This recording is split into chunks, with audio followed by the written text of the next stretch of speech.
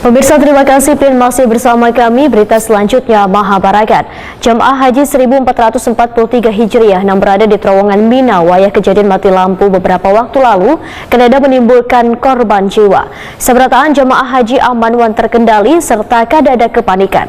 Namun kada berapa lawas mati lampu di terowongan Mina tersebut bisa diatasi oleh pihak Arab Saudi hingga normal kembali. Jamaah Haji 1443 Hijriah yang berada di terowongan Mina wayah kejadian mati lampu beberapa waktu lalu kadada menimbulkan korban jiwa.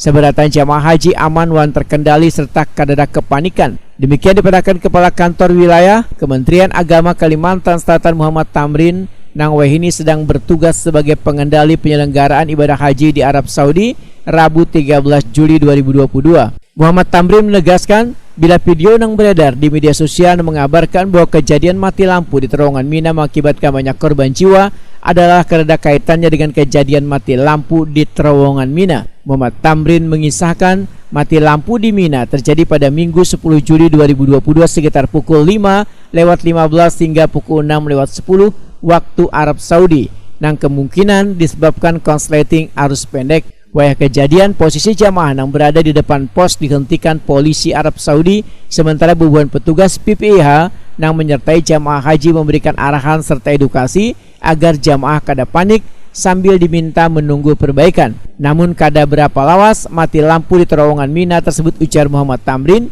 bisa diatasi oleh pihak Arab Saudi hingga normal kembali. Muhammad Tamrin meminta jamaah haji agar kada mudah panik bila terjadi masalah lainnya selawas berada di Arab Saudi.